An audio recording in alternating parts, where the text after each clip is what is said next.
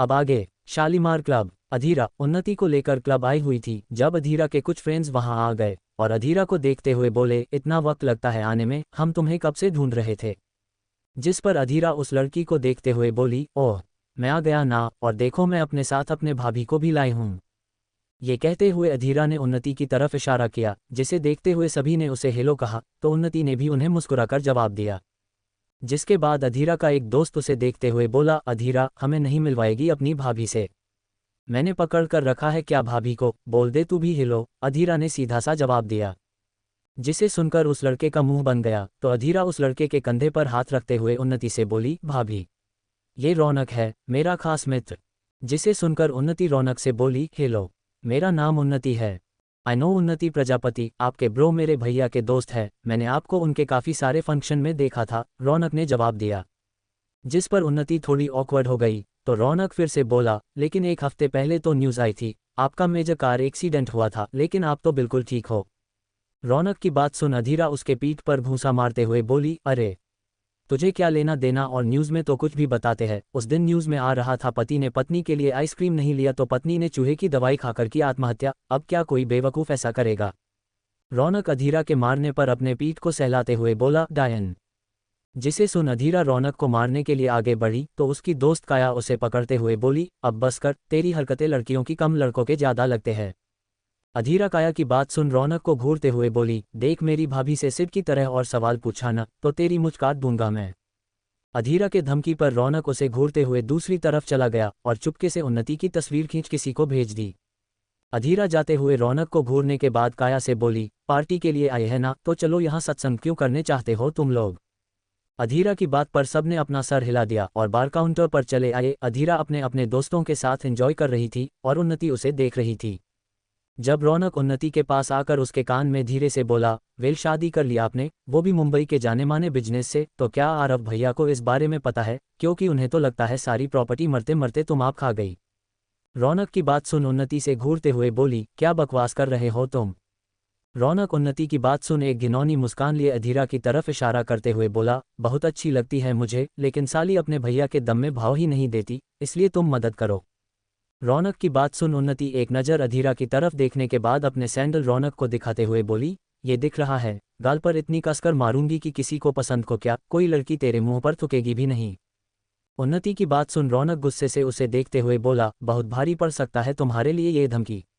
अरे चल निकल, तेरे जैसे रोडछाप रोमियो बहुत देखे हैं हमने, अग्नि को अगर इस बारे में बताया ना तुम्हारी सारी गर्मी उतार देगा वो, उन्नति ने बिना किसी खौफ के कहा। जिसे सुन रौनक अपना सर हिलाते हुए बोला, ठीक है, अब देखते हैं कौन किसके मुंह पर नहीं थूकता। ये कहकर रौनक वहां से बार काउंटर की तरफ चला गया। जिसे जाता हुआ एक नज़र देख उन्नति ने इग्नोर कर दिया और अधीरा की तरफ देखने लगी। जब पीछे से किसी ने उन्नति के कंधे पर हाथ रखा, जिसे महसूस कर उन्नति ने सर घुमाकर देखा तो पाया वहां पर अग्नि के ही हमउम्र का एक लड़का खड़ा उन्नति को घूर रहा था। जिसे देख उन्नति की आंखें बड़ी हो गई और वो उस लड़के को जैसे ही कुछ कहने के लिए अपना मुंह खोलने लगी, वो लड़का उसके हाथ को कसकर पकड़ते हुए बोला, चलो। इतना कहकर वो उसे घसीटते हुए ले जाने लगा। जिसे अधीरा ने देख लिया और उनके पीछे बाहर आए और उन्नति को आवाज लगाते हुए बोली, भाभी।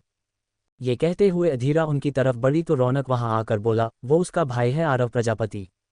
रौनक की बात सुन अधीरा उसे हैरानी से देखते हुए बोला, और उसे कैसे पता चला कि भाभी यहाँ हैं। मैंने बताया, रौनक ने जवाब दिया। जिसे सुन अधीरा उसके गाल पर एक झन्नाटेदार तमाचा रसीद कर बोली, you bastard, how dare you.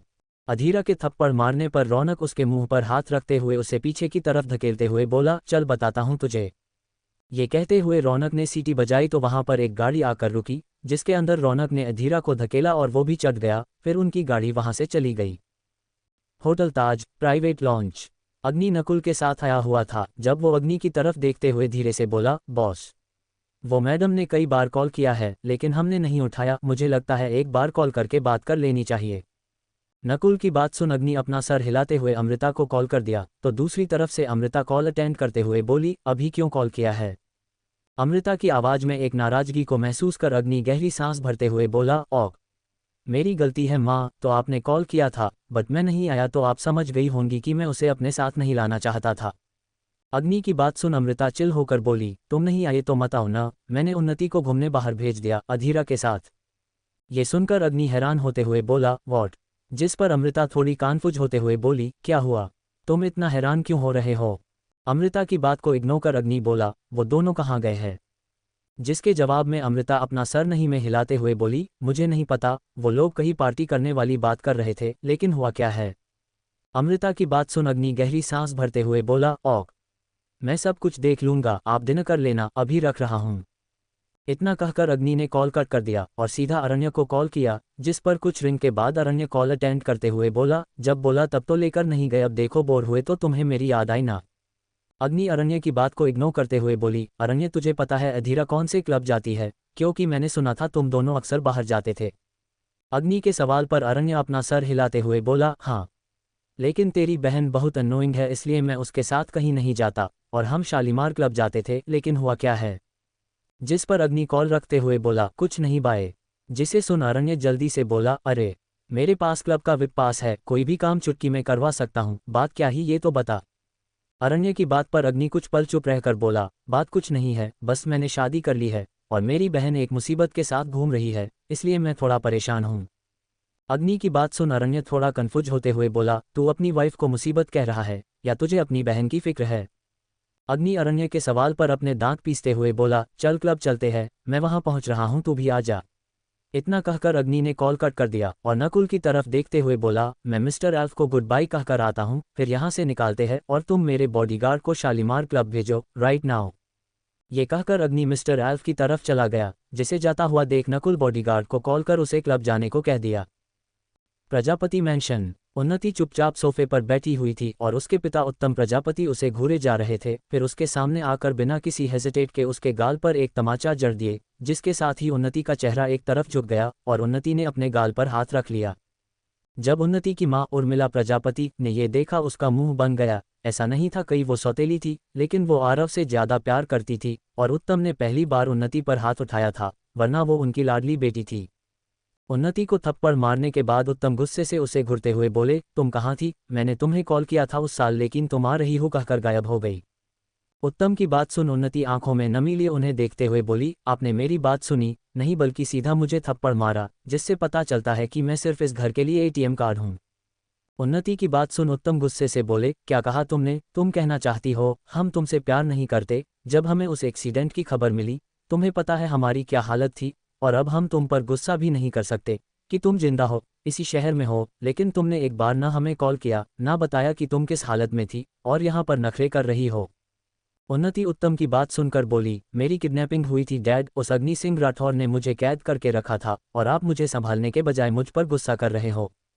उन्नति की बात सुन अब तक शांत बैठा आरव बोला, ओह, तो एक किडनैपर ने तुम्हें ये फैशनेबल लाइफ दिया राइट। हम क्या तुम्हें बेवकूफ़ दिखते हैं, कोई भी किडनैपर अपने शिकार को इतनी आज़ादी नहीं देता, जो तुमने कपड़े पहने हैं उन्हें देखकर कोई भी कहेगा कि ये लाखों के हैं। आरव की बात सुन उत्तम उन्नति को घूरने लगे, जिसे देख उन्नति जल्दी से अपना सर नहीं में हिलाते हुए बोली, बिलीव मी डैड, मैं झूठ नहीं बोल रही हूँ, मुझे सच में उस बस बहुत हो गया तुम्हारा, और कितने झूठ बोलोगी तुम उन्नति, बहुत हो गया तुम्हारा, अब आर्यमान से तुम्हारी शादी होकर रहेगी, उत्तम ने गुस्से में कहा।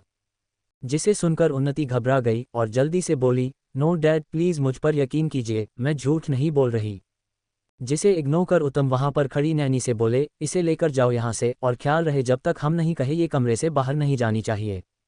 इतना कहकर उत्तम अपने स्टडी रूम की तरफ चले गए, जिनके जाने के बाद आरव उन्नति के सामने आ मुस्कुराते हुए बोला, सोसिस अब अपने हब्बी से मिलने की तैयारी करो और मैं तुम्हारी विदाई की। आरव की बात पर उन्नति अपना सर नहीं में हिलाते हुए बोली, please bro listen to me, ये सही नहीं है, अग्नि बहुत बुरा है, वो किसी को नहीं छोड़ेगा। आरव उन्नति की बात सुन उसके गाल को थपथपाते हुए बोला, कोई बात नहीं, मैं उस बुरे आदमी से निपट लूंगा, तुम बस आर्यमान से मिलने की तैयारी करो, बाय। इतना कहकर आरव वहां से बाहर की तरफ जाने लगा, जिसे देख उर्मिला उसे रोकते हुए बोली, अरे, रात के इस वक्त तुम कहाँ जा रहे हो। जिसके जवाब में आरव जाते हुए बोला, मेरा एक काम रह गया है मॉम, बस उसे ही करने जा रहा हूँ, डोंट वरी, मैं जल्दी आ जाऊंगा। इतना कहकर आरव बाहर की तरफ चला गया, जिसे जाते हुए देखने के बाद उन्नति उर्मिला की तरफ देखने लगी, तो उर्मिला उसे इग्नोर कर कमरे की तरफ चली गई। जिसे जाता हुआ देख उन्नति के आंखों में आंसू आ गए, वो इस वक्त अमृता को कितना मिस कर रही थी, ये वो लफ्जों में नहीं बता सकती थी। जिसे रोता हुआ देख नैनी उसके पास आकर बोली, अनी बेटा चलो। जिसे सुनकर उन्नति बिना उनकी बात का कोई जवाब दिए दौड़ते हुए अपने कमरे की तरफ चली गई, उसका फ़ोन ही उसके पास नहीं था। इधर अग्नि अरण्य के साथ क्लब पहुंच चुका था। जब वो लोग वहां पहुंचे तो वहां पर बहुत ज्यादा शोर था, क्योंकि वहां पर अरण्य और अग्नि दोनों के गार्ड्स पहुंच चुके थे। जब अरण्य की नज़र काया पर गई, वो उसके पास आकर बोला, हे अधीरा कहाँ है? अरण्य के सवाल पर काया घबरा गई, जिसे देख अरण्य सख्ती से बोला, मैंने पूछा अधीरा और उन्नति कहाँ है? जिसके जवाब में काया जल्दी से बोली, हम सभी यहाँ पर पार्टी करने आए थे, लेकिन बीच में ही एक आदमी आया और उन्नति को अपने साथ ले गया। जिसे देख अधीरा भी उसके पीछे गई और रौनक भी, और वो तीनों अभी तक वापस नहीं आए। काया की बात सुन अग्नि उसे देखते हुए बोला, हु इज रौनक? वो हम लोगों का ही दोस्त है, लेकिन वो अधीरा के ज़्यादा क्लोज है, इसलिए शायद वो दोनों उन्नति को ढूंढने गए हैं। काया ने जवाब दिया। जिसे सुन अग्नि अपने फ़ोन उसे दिखाते हुए बोला, ओ रियली? लेकिन उसका फ़ोन नहीं लग रहा, ना अधीरा का ना उन्नति का, तो तुम लोग बताओ वो कहाँ गए? अग्नि की बात सुन काया उसे अपने फ़ोन को दिखाते हुए बोली, आप रौनक के नंबर पर ट्राई करो, शायद अधीरा का फ़ोन नहीं लग रहा लेकिन रौनक का लग जाए। ये कहते हुए काया ने अग्नि को रौनक का नंबर दिया। जिसे देखते हुए अरण्य अग्नि से बोला, मेरे ख्याल से हमें उन्नति भाभी के बारे में पता लगाना चाहिए। जिसे सुनकर अग्नि अपना सर नहीं में हिलाते हुए बोला, मुझे अधीरा चाहिए, मैं जानता हूँ उन्नति को उसका भाई लेकर गया है और वो बिल्कुल सेफ है। अग्नि की बात सुन अरण्य उसे कंफ्यूजन में देखते हुए बोला, लेकिन तुम्हें कैसे पता? जिसके जवाब में अग्नि ने उसे अपना दूसरा फ़ोन दिखा दिया, जिसमें उन्नति की लोकेशन चल रही थी, क्योंकि अग्नि ने उन्नति के फ़ोन के लोकेशन को ट्रैक कर लिया था, जो उन्नति के पास तो बिल्कुल नहीं था। जिसे देखते हुए अरण्य ने अपना सर हिला दिया, जिस पर अग्नि बोला, सिक्योरिटी रूम कहाँ है? अग्नि के सवाल पर अरण्य अपने कंधे चढ़ाते हुए बोला, आई डोंट नो। जिसे इग्नोर कर अग्नि ने अपने कदम अंदर की तरफ बढ़ा दिए और सीधा मैनेजर से मिला, जो अग्नि को बहुत अच्छे से जानता था, क्योंकि अग्नि की बीयर फैक्ट्री से ही उन्हें उनका माल मिलता था, इसलिए वो तुरंत अग्नि को सिक्योरिटी रूम की तरफ ले गया। जहां जाते हुए अरण्य अग्नि से बोला, क्या बात है यार, तू तो मुझसे भी ज़्यादा कनेक्शन बनाकर रखता है। लेकिन अग्नि ने अरण्य की बात का कोई जवाब नहीं दिया। उसके जहां में क्या चल रहा था वो तो बस वही बता सकता था। जब वो लोग सिक्योरिटी रूम में पहुंचे तो अग्नि वहां पर बैठे आदमी से बोला, मुझे बाहर का 1 घंटे पहले वाला फुटेज देखना है। जिसे सुनकर वो आदमी अपना सर हिला अग्नि को फुटेज दिखाने लगा, और जब उन लोगों की नज़र फुटेज पर गई, अग्नि की आंखें डार्क हो गई और अरण्य घबराई हुई आंखों से अग्नि की तरफ देखने लगा। अग्नि फुटेज को देखते हुए उस आदमी से बोला, जूम करो। जिसे सुन उसने वही किया जो अग्नि ने उसे करने को कहा। अग्नि की आंखें आग की तरह उबल रही थी। वो अपना हाथ टेबल पर मारते हुए सिक्योरिटी रूम से निकल गया, जिसके पीछे अरण्य भी भगा। अग्नि क्लब से बाहर आया और सीधा अपनी गाड़ी में बैठ गया। जिसे देख अरण्य उसे रोकते हुए बोला, अग्नि गुस्से से कुछ नहीं होगा, हमें कानून की मदद लेनी होगी। अरण्य की बात पर अग्नि उसे देख तिरछा मुस्कुरा कर बोला, अग्नि का कानून वो खुद है, और जिसने मेरी बहन पर अपनी गंदी नज़र डाली है उसे जेल में डालकर मुफ्त के रोटी नहीं तोड़वाना। इतना कहकर अग्नि ने नकुल की तरफ देखा, जिस पर नकुल अपना सर हिला दिया और सीधा कार ड्राइव करने लगा। जिसे देख अरण्य बस उन्हें रोकने की कोशिश करता रह गया, जिस पर अग्नि ने अपना फ़ोन निकाला और किसी को कॉल किया, जिसके कॉल को अटेंड करते हुए दूसरी तरफ से आवाज़ आई, हेलो यंग मास्टर। जिसे सुन अग्नि सपाट लहजे में बोला, कबीर, मैं तुम्हें एक नंबर भेज रहा हूँ, उस नंबर के ओनर का नाम रौनक ग्रोवर है, मुझे उसकी लाश चाहिए। जिसे सुनकर दूसरी तरफ से कबीर बोला, काम तो हो जाएगा, लेकिन मुझे जानना था गलती क्या है। कबीर के सवाल पर अग्नि अपनी मुट्ठी मजबूती से कसते हुए बोला, उसने मेरी अनमोल चीज़ पर हाथ लगाए हैं। जिस पर कबीर दूसरी तरफ से बोला, 1 घंटे के अंदर वो आपके सामने हाजिर होगा, आप उसे अपने हाथों से सजा दे सकते हो।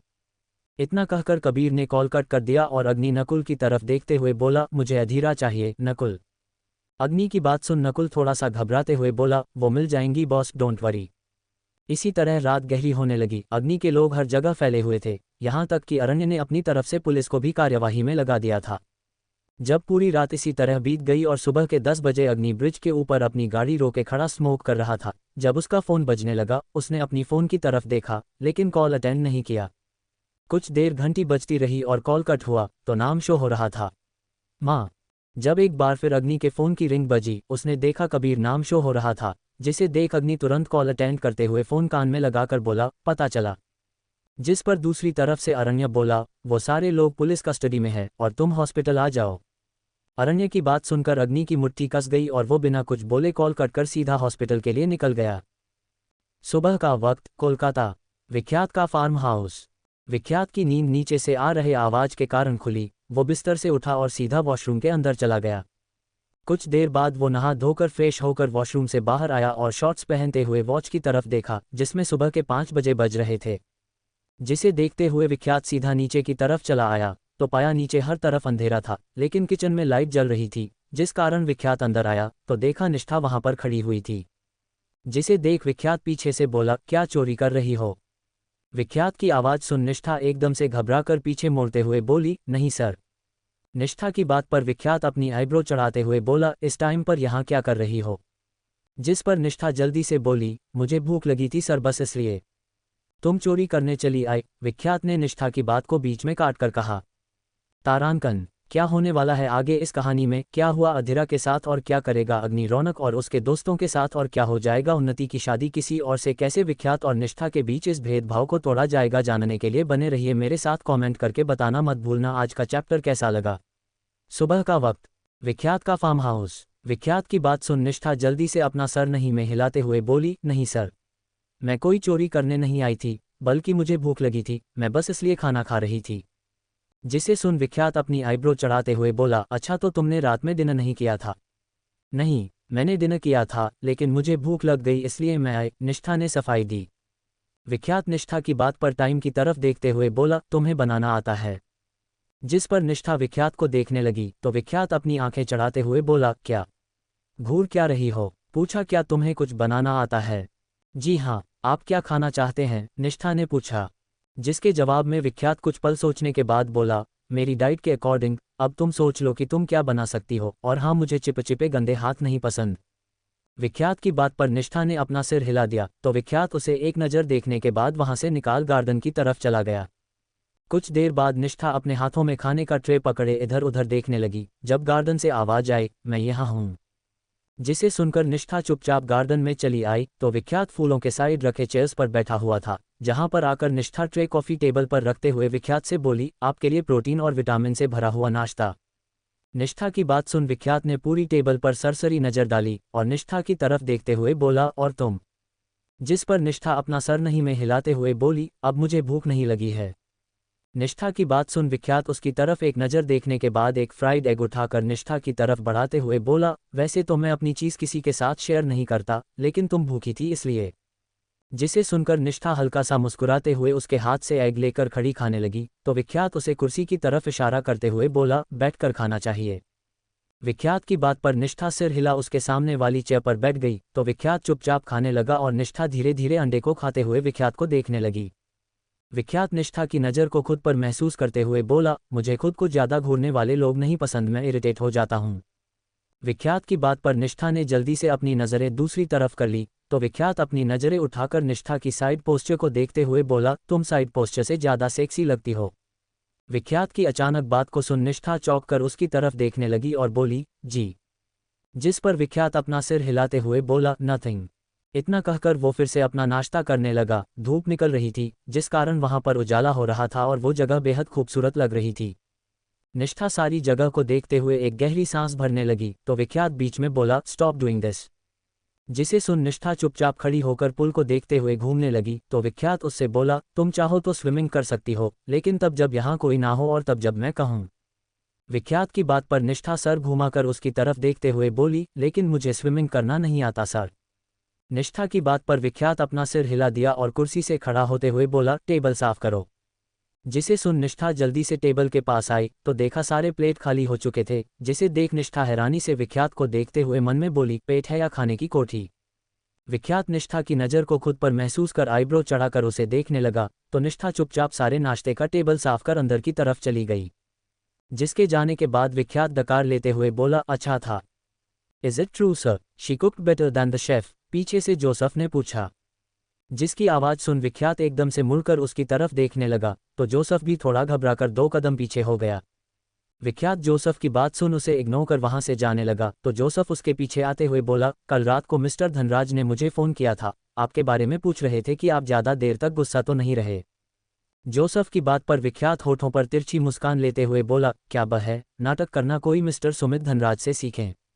विख्यात की बात सुन जोसेफ अपना गला साफ करते हुए बोला, आम आम सर। जिसे सुन विख्यात उसकी तरफ देखते हुए बोला, क्या? जिस पर जोसेफ पीछे की तरफ इशारा करते हुए बोला, आपके पीछे। ये सुन विख्यात ने सिर घुमा कर देखा जहां निष्ठा हाथों में पानी का बोतल पकड़े खड़ी हुई थी। जिसे देखते हुए विख्यात उसे इग्नोर कर जोसेफ से बोला, उसे देख रखा है मैंने और कितना देखूं? सर, मैं आपको देखने के लिए नहीं कह रहा, लेकिन एक लड़की के सामने गाली देना अच्छा मैनर्स नहीं होता, जोसेफ ने कहा। जिसे इग्नोर करते हुए विख्यात वहीं पर एक्सरसाइज करने लगा, जिसे देखते हुए जोसेफ अपना सर नहीं में हिलाकर अंदर की तरफ चला गया। Mumbai life care hospital. Adhira के हाथों पर खरोचे जाने के निशान थे और वो बेहोश पड़ी हुई थी। अग्नि उसके वार्ड के बाहर खड़ा अधीरा को देख रहा था, जिसके चेहरे पर थप्पड़ के निशान थे। जिसे देखते हुए अग्नि वहां खड़े अरण्य की तरफ देखते हुए बोला, मॉम और डैड को मत बताना। जब वहां पर विधांत और अमृता भागे हुए चले आए, जिन्हें देखकर अग्नि बुरी तरीके से अरण्य को घूरने लगा, तो अरण्य अपनी नजरें चुराते हुए बोला, उन्हें राइट है और मैं उन्हें बताना चाहता था। जिसे सुन अग्नि उसे सामने से धकेल अमृता के सामने आ गया, तो अमृत उसकी तरफ घबराई हुई आंखों से देखते हुए बोली, कहाँ है अधीरा और क्या हुआ है उसे। जिस पर अग्नि अमृता को गले लगाते हुए बोला, she is all right mom, आप पैनिक होना बंद करो। अग्नि की बात पर अमृता उसे खुद से दूर करते हुए बोली, लेकिन मुझे उससे मिलना है, कल रात से गायब है मेरी बच्ची, वो फ़ोन भी नहीं उठा रही थी और ना ही उन्नति कॉल उठा रही थी, कहाँ है वो। अमृता की आवाज़ में एक गुस्से को महसूस कर अग्नि उसे वार्ड की तरफ इशारा करते हुए बोला, अंदर है। लेकिन डॉक्टर ने। अभी वो कह रहा था जब अमृता बिना उसकी बात सुने दरवाजा खोलते हुए अंदर चली गई। जिसे जाता हुआ देख अग्नि ने एक गहरी सांस भरी तो विधांत अग्नि को देखते हुए बोले, क्या हुआ है उसके साथ, मेरी अधीरा ठीक है ना। विधांत की आवाज पर अग्नि उनकी तरफ देखते हुए बोला, मैं उन लोगों को नहीं छोड़ूंगा डैड। अग्नि की बात सुन विधांत ने एक झन्नाटेदार थप्पड़ अग्नि के गाल पर जड़ दिया और उसके कॉलर को कसकर पकड़ते हुए बोले, जाओ यहाँ से, चले जाओ यहाँ से और तब तक वापस मत आना जब तक मैं तुम्हें ना बुलाऊं। ये कहते हुए विधांत ने अग्नि को खुद से दूर धकेल दिया तो अरण्य आकर अग्नि को पकड़ते हुए विधांत से बोला, अंकल आप अग्नि की बात। तुम चुप रहो, सब इसके कारण हो रहा है, इसकी बेवजह की जिद के कारण हो रहा है। हमारी अधीरा जो हर वक्त हर किसी को छेड़ती रहती थी, आज वो बिस्तर पर खामोश लेटी हुई है, सिर्फ इसके कारण, विधांत ने गुस्से में कहा। अग्नि विधांत की बात को सुनते हुए चुप हो गया और वहां से जाने लगा तो अरण्य उसके हाथ को पकड़ते हुए बोला, अग्नि यार। जिस पर अग्नि अरण्य के हाथ को अपने हाथ से छुड़ाते हुए चुपचाप वहां से आगे की तरफ चला गया। जिसे देखकर विधांत पीछे से चिल्लाकर बोले, तुम वापस चले जाओ और तब तक वापस मत आना जब तक मैं तुमसे ना कहूं। इतना कहकर विधांत अधीरा के वार्ड के अंदर चले गए, जिनके जाने के बाद अरण्य जल्दी से अग्नि के पीछे भागा। जब अरण्य बाहर आया तब उसकी नज़र अग्नि और कबीर पर गई, जिन्हें देखते हुए अरण्य उनके पास आकर बोला, यार अग्नि तुम अंकल की बात को सीरियस मत लो, अभी वो गुस्से में थे। अग्नि अरण्य की बात सुन स्मोक करते हुए व्यंग भरी मुस्कान के साथ बोला, मैं सच में मनहूस हूं उनके लिए, और मेरे लिए सबसे बड़ी मनहूस है वो उन्नति प्रजापति, जो जब से मेरी जिंदगी में आई है मुझे सिर्फ दुख के बदलने घेरा है। ये कहते हुए अग्नि के चेहरे पर दुनिया जहां की नफरत और गुस्सा नजर आ रहा था। जिसे देखते हुए कबीर अग्नि से बोला, रौनक ग्रोवर, उसके और भी कुछ दोस्त थे, सभी पुलिस कस्टडी में है। कबीर की बात पर अग्नि उसे देखते हुए गुस्से से बोला, तुमसे कहा था ना पुलिस को इन्वॉल्व नहीं करना है, अगर मुझे पुलिस को इन्वॉल्व करना ही था तो तुम्हें क्यों बुलाया मैंने। अग्नि की बात सुन कबीर अरण्य की तरफ देखने लगा तो अग्नि उसकी नजरों का पीछा करते हुए अरण्य के कॉलर को कसकर पकड़कर बोला, you bloody bastard, who the hell are you and how dare you to break my orders.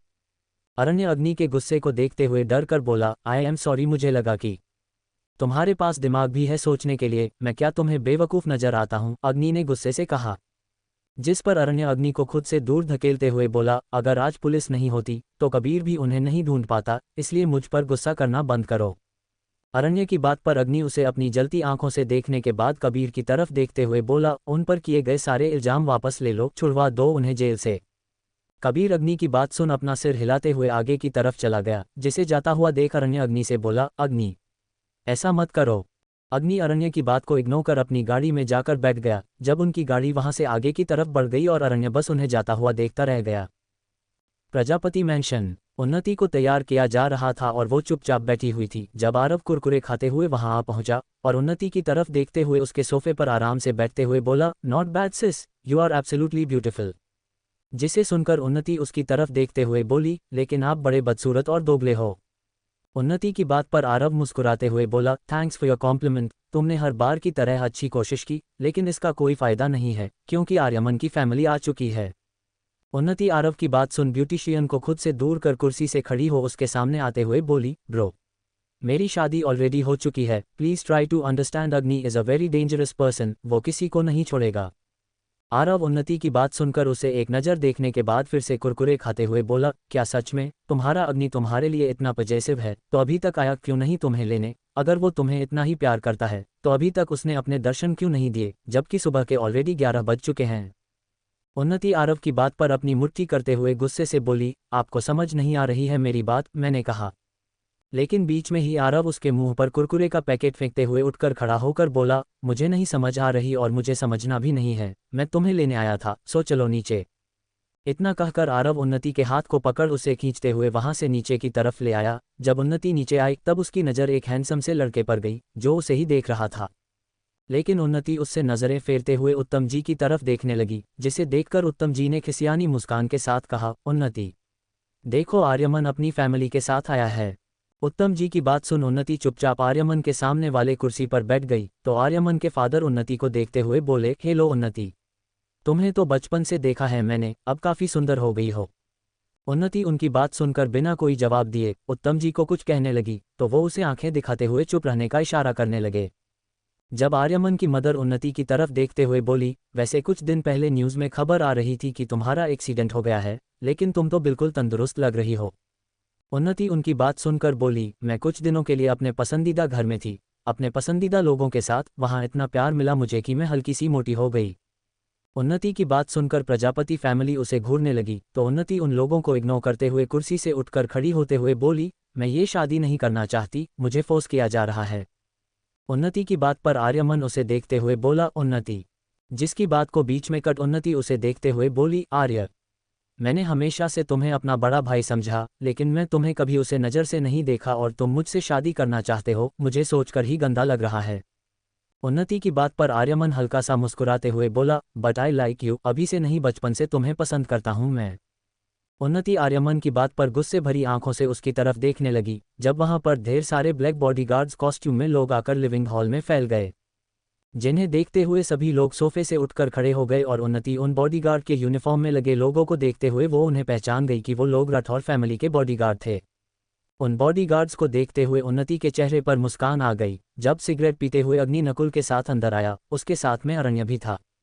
जब अरण्य की नज़र उन्नति पर गई उसकी आंखें हैरानी से बड़ी हो गई और वही उन्नति अग्नि को चमकती आंखों से देख रही थी और वो जल्दी से अग्नि के पास आकर उसके सीने से लगाते हुए बोली, इतना वक्त लगता है आने में, तुम्हें पता है ये लोग जबरदस्ती मेरी शादी करवा रहे हैं इस आर्यमन के साथ। अग्नि जो कि लगातार आरव को घूरे जा रहा था, उन्नति की बात सुन उसे खुद से दूर धकेल दिया तो उन्नति हैरानी से उसे देखने लगी, जिसकी नज़र को इग्नोर कर अग्नि आरव के सामने आकर अपना गन निकाल उसके माथे पर पॉइंट करते हुए बोला, मेरी बहन की जिंदगी बर्बाद कर दी तूने। अग्नि की बात सुन आरव बिना किसी भाव के उसे देखते हुए बोला, तुम्हें लगता है मैं तुम्हारे इस गन से डर जाऊंगा और मैंने क्या किया है तुम्हारी बहन के साथ, कौन है तुम्हारी बहन? अग्नि आरव की बात पर गन के पिछले वाले हिस्से से उसके मुंह पर एक घूंसा जड़ दिया, जिससे आरव के गाल पर एक गहरा कट का निशान हो गया और उसके गाल से खून बहने लगा, जिसे देखकर उर्मिला जल्दी से आरव के पास आकर अग्नि को दूर करते हुए बोली, ये क्या गंदी हरकत है तुम्हारी, घर वालों ने तमीज नहीं दी और तुम मेरे बेटे को मार कैसे रहे हो?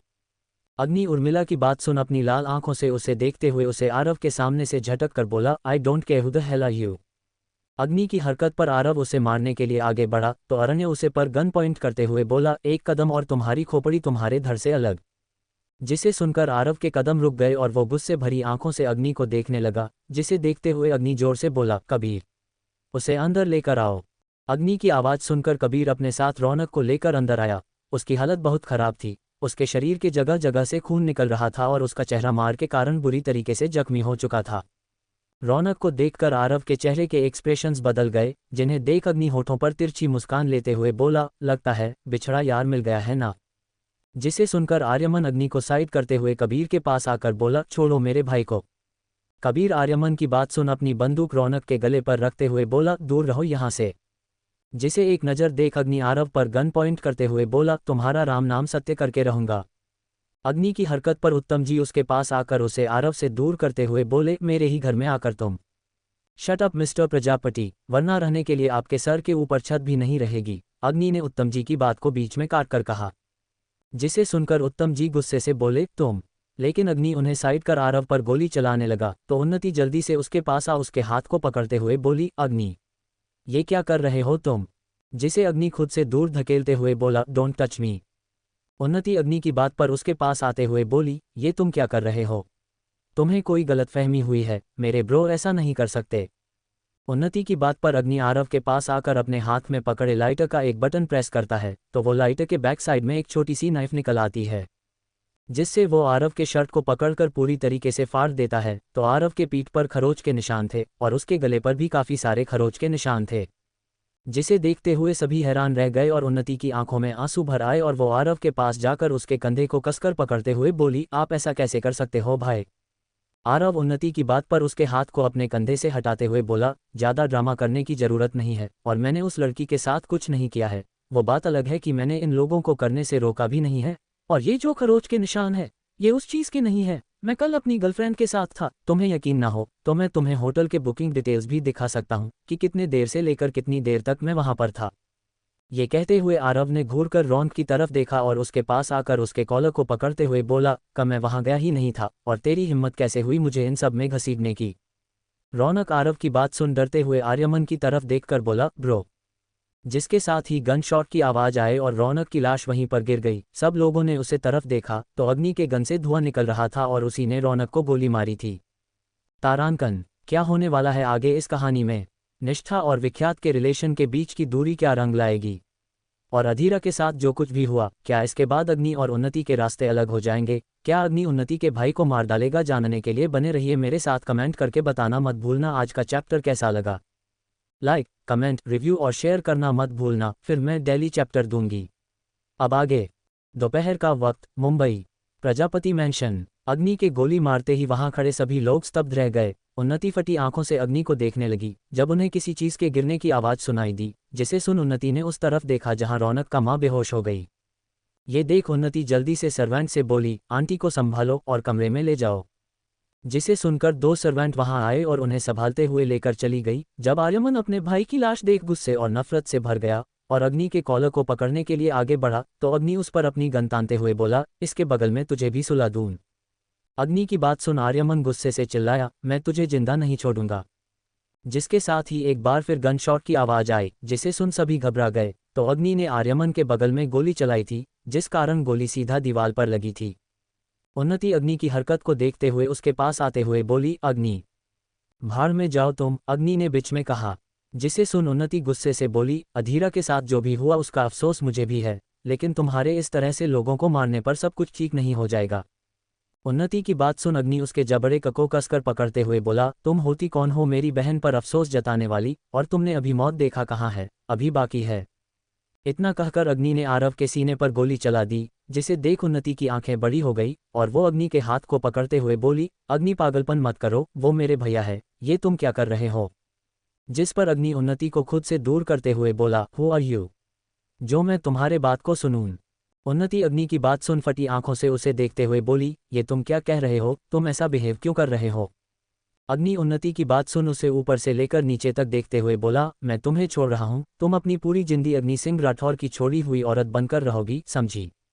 जिसे सुन उन्नति स्तब्ध रह गई और उसके आंखों से आंसू आगे लगे, जिन्हें इग्नोर कर अग्नि आरव की तरफ बढ़ा तो उत्तम जी अग्नि को कंधे से पकड़ पीछे खींच एक झन्नाटेदार थप्पड़ अग्नि के गाल पर जड़ दिए और उसे दूर धकेलते हुए बोले, दफा हो जाओ यहां से। उत्तम जी के थप्पड़ मारते ही उन्नति ने डर से अपने मुंह पर हाथ रख लिया और अग्नि बड़े गुस्से से उत्तम जी को थप्पड़ मारने के लिए अपना हाथ ऊपर उठाया। जिसे देख उन्नति जल्दी से आगे कर अग्नि के हाथ को पकड़ उसे पीछे धकेलते हुए गुस्से से बोली, कोशिश भी मत करना, अगर तुमने मेरे डैड को हाथ भी लगाया तो मैं तुम्हारे खिलाफ पुलिस कंप्लेंट करूंगी। उन्नति के धमकी को सुन अग्नि सरकास्म भरी मुस्कान के साथ बोला, किस केस में? रेप में या हाफ मर्डर के केस में? उन्नति अग्नि की बात पर अपनी नजरें झुकाते हुए बोली, तुम्हें जो करना था तुमने कर लिया, अब यहां से जाओ। जिस पर अग्नि वहां पर अपने सीने पर हाथ रख घुटने के बल बैठे आरव के मुंह पर एक लात मरते हुए बोला, ऐसी कैसे बीवी, इतनी आसानी से तो नहीं जाऊंगा और इसे तो जान से मार कर रहूंगा, और अगर बीच में तुम आए तो तुम्हें भी मार दूंगा। अग्नि की मार को देख उन्नति रोते हुए बोली, तुम ऐसा क्यों कर रहे हो, जबकि मेरे ब्रो ने कुछ किया ही नहीं। अरण्य उन्नति की बात सुनकर बोला, मुझे इतना तो पता था तुम बहुत नीच और खुदगर्ज लड़की हो, लेकिन ज्यादा हो ये नहीं पता था। उन्नति प्रजापति, तुम्हारे सो कॉल्ड ब्रो ने अधीरा की जिंदगी बर्बाद कर दी और तुम अभी भी अपने भाई का साथ दे रही हो। अरण्य की बात सुन उन्नति अपने आंसू साफ करते हुए बोली, ओह, तो मैं खुदगर्ज और नीच हो गई, और तुम्हारे दोस्त का क्या जिसने हर बार मुझे बर्बाद किया और अब देखो पूरी तरह इस्तेमाल करने के बाद छोड़ भी दिया, इसके लिए कोई शब्द इस्तेमाल नहीं करोगे तुम? अग्नि उन्नति की बात सुन उसे घूरते हुए बोला, तुम्हें सजा मिली है अपने किए की, और मेरी अधीरा की क्या गलती थी जो तुम्हारे दोस्त और भाई ने मिलकर उसका बलात्कार किया, इसके लिए कुछ कहोगी तुम? अग्नि की बात सुन उन्नति को सर से लेकर पांव तक गूज़बम्प आने लगे। उसके आंखों के सामने अधीरा का हंसता हुआ चेहरा था, जिसे याद कर उन्नति वही घुटनों के बल बैठकर अपने चेहरे को हथेली में भर रोने लगी। जिसे एक नज़र देखने के बाद अग्नि अपनी गन आरव के माथे पर रखकर बोला, किसी गलत काम को करने वाले से बड़ा गुनाहगार होता है उसे जानते हुए भी न रोकने वाला, और तुम जैसे घटिया लोगों को जीने का कोई हक नहीं है। इतना कहकर अग्नि ने गन का ट्रिगर दबा दिया, लेकिन आरव को गोली लगने से पहले ही उर्मिला ने आकर अग्नि के हाथ को ऊपर कर दिया, जिस कारण गोली आरव को नहीं लगी, लेकिन आरव दर्द और डर से बेहोश हो गया। अग्नि बड़े गुस्से से उर्मिला को देखने लगा, जिसे देख उर्मिला अपने दोनों हाथ जोड़ते हुए बोली, उसे माफ़ कर दो बेटा, हम तुम्हारी बहन की जिम्मेदारी लेंगे, उसे कोई दुख नहीं होगा। उर्मिला की बात सुन अग्नि अपने दांत पीसते हुए बोला, इस जैसे भेड़िए के साथ मैं अपनी बहन को छोड़ दूं तो आपके सपने में, अरे इसे अगर किसी चीज़ की ज़रूरत है तो मौत की, जो आज मैं इसे दिए बगैर नहीं जाऊंगा। उर्मिला अग्नि के गुस्से और जिद को देखते हुए उत्तम जी की तरफ देखते हुए बोली, उत्तम प्लीज़ कुछ करो। उन्नति उर्मिला की बात सुन अग्नि के सामने आकर अपने हाथ जोड़ते हुए बोली, प्लीज़ अग्नि छोड़ दो मेरे भाई को, तुम चाहो तो उसे पुलिस को दे दो, लेकिन प्लीज़ जान से मत मारो, मैं तुमसे उसकी ज़िंदगी की भीख मांगती हूँ। उन्नति की बात सुन अग्नि कुछ कहता उससे पहले अग्नि का फ़ोन बजने लगा। उसने देखा उसे अमृता कॉल कर रही थी, जिसे देख अग्नि जल्दी से कॉल अटेंड करते हुए बोला, हेलो। जब दूसरी तरफ से अमृता जल्दी से बोली, अग्नि अधीरा को होश आ गया बेटा, वो बहुत रो रही है, तुमसे मिलना चाहती है, प्लीज़ जल्दी से आ जाओ। अमृता की बात सुन अग्नि बोला, आई एम कमिंग मॉम। इतना कहकर अग्नि ने कॉल कट किया और गुस्से से प्रजापति फैमिली को देखते हुए बोला, अग्नि का नाम ग्रहण लग चुका है तुम्हारी जिंदगी में, बचा सको तो बचा लो खुद को। ये कहकर अग्नि आरव को एक लात मारते हुए वहां से बाहर की तरफ चला गया, जिसके जाने के बाद उसके लोग भी उसके पीछे चले गए। जिन्हें जाता हुआ देख उत्तम जी जल्दी से चिल्लाते हुए बोले, ड्राइवर जल्दी आओ, गार्ड सभी जल्दी से आओ। जिनकी आवाज़ सुन सभी लोग भागते हुए चले आए और जल्दी से आरव को उठा बाहर की तरफ ले गए तो उन्नति भी उनके साथ जाने लगी, जिसे बीच में रोक उर्मिला गुस्से से बोली, तुम यही रुको, कोई जरूर नहीं है हमारे साथ जाने की, आज आरव की जो भी हालत है सब तुम्हारे कारण है, अगर मेरे बेटे को कुछ हुआ तो अपनी मनहूस शक्ल कभी मत दिखाना मुझे। इतना कहकर उर्मिला उन लोगों के साथ चली गई, जिनकी बात सुन उन्नति की आंखें नम हो गई और आर्यमन उन्नति को देखते हुए बोला, तुम्हारी शादी हो चुकी है, तुम उस अग्नि की बीवी हो। आर्यमन की बात सुन उन्नति पलटकर उसकी तरफ देखते हुए बोली, आज जो कुछ भी तुम्हारे भाई के साथ हुआ वो डिसर्व करता है, और चले जाओ इस घर से। जिसे सुन आर्यमन उन्नति के पास आ उसके गले को पकड़ दबाते हुए बोला, कमीनी कुत्तिया, तेरे पति ने मेरे भाई को मार डाला, मैं तुझे जिंदा नहीं छोड़ूंगा, मैं तुझे जान से मार दूंगा। उन्नति आर्यमन की हरकत पर उसे खुद से देय करने की कोशिश करने लगी, लेकिन आर्यमन की पकड़ उसके गले पर बहुत मजबूत थी, जिस कारण वो उसका विरोध करने के बावजूद खुद को छुड़ा नहीं पा रही थी। जब वहां पर एक लड़का भागते हुए आया, वही उन्नति की आंखों के कोने से आंसू की लकीर खींच गई। उसे लग रहा था ये उसकी जिंदगी का आखिरी दिन था, जिस कारण उसने चुपचाप अभी आंखें बंद कर ली। जब उस लड़के की नज़र उन्नति पर गई, वो भागकर वहां आया और आर्यमन को एक लात मारते हुए बोला, छोड़ उसे। उसके अचानक लात मारने पर आर्यमन ने उन्नति को छोड़ दिया और गुस्से से उसकी तरफ देखा तो वो 23 साल का एक खूबसूरत लड़का था, जिसने अपने कानों में ब्लैक टॉप्स पहने थे और बालों को बरगंडी कलर से रंगा था, जो उसकी खूबसूरती को चार चांद लगा रहा था। वो काफ़ी स्टाइलिश दिख रहा था। वो लड़का जल्दी से उन्नति को उठा उसके गाल को थपथपाते हुए बोला, नीति प्लीज़ ओपन योर आइज़। लेकिन उसे लड़के के जागने पर भी उन्नति की आंखें नहीं खुली, जिसे देखते हुए वो लड़का गुस्से में आर्यमन पर चिल्लाया, मैं तुम्हें छोड़ूंगा नहीं। इतना कहते हुए वो उन्नति को अपनी बाहों में उठाकर सोफे के पास ले जाकर सुला दिया और जोर से चिल्लाया, गार्ड्स। जिसके चिल्लाते ही वहां पर दर्जनों बॉडीगार्ड भागते हुए चले आए, जिन्हें देखकर उसने ग्रोवर फैमिली की तरफ इशारा करते हुए बोला, किसी को मत छोड़ना, सबको यहां से धक्के मारकर निकालो। जिसे सुनकर सारे बॉडीगार्ड आर्यमन और उसके फादर की तरफ चले आए, जिसे देखकर आर्यमन अपनी मुट्ठी कसते हुए बोला, हम यहां से जा रहे हैं। आर्यमन की बात पर वो लड़का उसके सामने आकर एक झन्नाटेदार थप्पड़ उसके गाल पर जड़ते हुए बोला, जो तुमने मेरी नीति के साथ किया उसके लिए और अब दफा हो जाओ यहां से। ये कहते हुए वो लड़का उन्नति के पास आकर कॉफ़ी टेबल पर रखे पानी के बोतल को उठा हल्का सा पानी निकालकर उन्नति के चेहरे पर छींटे मारते हुए बोला, नीति। उसके चेहरे पर पानी करने के कारण उन्नति धीरे धीरे अपनी आंखें खोलने लगी और पूरी तरीके से आंखें खोलने के बाद अपने सामने खड़े लड़के को हैरानी से देखते हुए बोली, ऋषभ। जिसे सुनकर ऋषभ अपना सिर हिलाते हुए बोला, हाँ, मैं डैड ने कहा है कि अगले हफ्ते तुम्हारा बर्थडे है, इसलिए मैं तुम्हें लेने आ जाऊं, लेकिन यहाँ पर तो अलग ही सीन चल रहा है। ऋषभ की बात सुनकर उन्नति उठकर बैठ उसे कसकर गले लगाते हुए रोने लगी, जिसे देखकर ऋषभ उसके पीठ को थपथपाते हुए बोला, हे मेरी खूबसूरत सी बहन, इस तरीके से मेरे सामने नहीं रो सकती। उन्नति ऋषभ की बात सुनकर आंखों में आंसू लिए उसकी तरफ देखते हुए बोली, मुझे डैड के पास जाना है, मुझे मॉम के साथ नहीं रहना, वो मुझे बिल्कुल प्यार नहीं करती। उन्नति की बात सुन ऋषभ उसके आंसुओं को साफ करते हुए बोला, लेकिन तुम तो उत्तम प्रजापति के साथ रहना चाहती हो ना। जिसके जवाब में उन्नति अपना सर नहीं में हिलाते हुए बोली, मैं उत्तम प्रजापति के साथ नहीं रहना चाहती, मैं अपनी मॉम के साथ रहना चाहती थी, लेकिन उन्हें तो अपने बेटे के अलावा और कोई नज़र ही नहीं आता, जैसे मैं उनकी बेटी ना होकर सिर्फ वो आरव प्रजापति उनका बेटा हो। उन्नति की बात पर ऋषभ ने लिविंग हॉल में देखा तो अब वहां पर कोई नहीं था, जिसे देखते हुए ऋषभ उन्नति से बोला, वो नमूना कौन था जो तुम्हारा गला दबा रहा था। उन्नति ऋषभ के सवाल पर अपना सर नहीं में हिलाते हुए बोली, कचरे थे, लेकिन अभी मुझे तुम डैड के पास ले चलो। जिसके जवाब में ऋषभ अपना सिर हिलाते हुए बोला, बड़े पापा ऋषिकेश गए हुए थे, आज शाम की फ्लाइट से वापस आ रहे हैं, तुम कहो तो मैं तुम्हें लेकर चल सकता हूँ। ऋषभ की बात सुन उन्नति व्यंग भरी मुस्कान के साथ बोली, कभी कभी मुझे खुद पर हंसी आती है, माँ बाप के डाइवोर्स के बाद औलाद ना गली का रहता है ना घाट का। जिसे सुनकर ऋषभ उन्नति के सर को थपथपाते हुए बोला, मेरी छोटी बहन तुम ज्यादा उदास मत हो, चलो। इतना कहकर ऋषभ ने उन्नति को सहारा देकर उठाया और वहां पर खड़े सर्वेंट की तरफ देखकर बोला, अगर मिस्टर प्रजापति पूछे तो कहना ऋषभ नारायण आया था और उन्नति नारायण को अपने साथ लेकर गया है और इस बार जब तक उन्नति चाहेगी तब तक वहां रह सकती है। ऋषभ की शार्प आवाज को सुनकर सर्वेंट ने जल्दी से अपना सिर हिला दिया तो ऋषभ मुस्कुराते हुए उन्नति से बोला, लेट्स गो सिस। इतना कहकर ऋषभ उन्नति को लेकर मेंशन से बाहर की तरफ चला आया। Life care hospital. अग्नि की गाड़ी आकर पार्किंग लॉट में रुकी और अग्नि बेसब्री से निकल कार से बाहर आया और अपने कदम सीधा अधीरा के वार्ड की तरफ बढ़ा दिया। जब वो वहां पहुंचा तो पाया बाहर भीड़ जमी हुई थी और अंदर से अधीरा के चिल्लाने की आवाज आ रही थी। जिसे सुन अग्नि तेजी से वहां आया तो देखा अधीरा को नज और वार्ड बॉय पकड़ने की कोशिश कर रहे थे, लेकिन अधीरा उन सबको खुद से दूर कर रही थी। जिसे देखते हुए अग्नि जोर से बोला, सब साइड हो जाओ। अग्नि की आवाज सुन अधीरा उसकी तरफ देखने लगी और दौड़कर उसके पास जा उसके सीने से लग गई तो अग्नि उसके पीठ को सहलाते हुए बोला, अधीरा ये तू क्या कर रही है, सब ठीक है, मैं यहीं हूँ, तुझे कुछ नहीं हुआ है।